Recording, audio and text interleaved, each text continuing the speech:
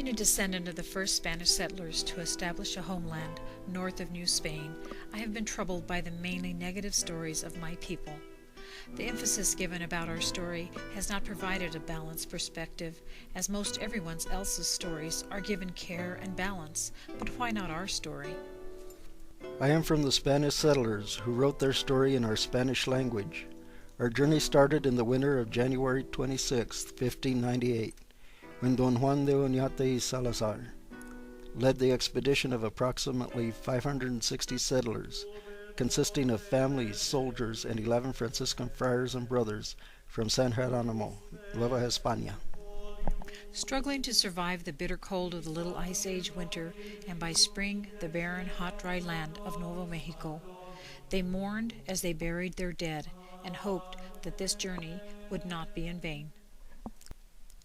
I am from the 4-mile-long wagon train that brought 83 wagons of household goods and 61 carts bearing winter wheat, chilies, cherries, pomegranates, peas, peaches, pears, plums, figs, apricots, apples, almonds, pecans, walnuts, lilacs, and grapevines for winemaking.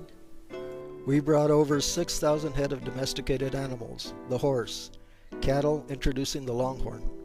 We brought mesquite beans to feed our livestock. Mesquite bushes still mark the trail of the Camino Real de Tierra Adentro. Don Juan de Oñate didn't come to conquer. They came to settle.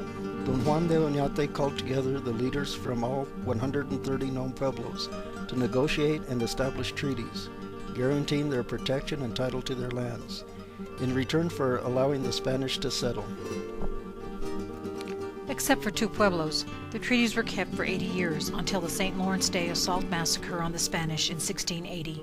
In return for a small annual tariff of a scarf and 1.5 bushels of corn per family, we helped to protect the pueblos from the aggression of the Plains tribes, who would come in the dark of the night to steal pueblo harvested crops, kill the men, and enslave the women and children. I am from metalsmithing, bringing tools such as farm tools, hoes, axes, chisels, planes, levers, scissors, and needles.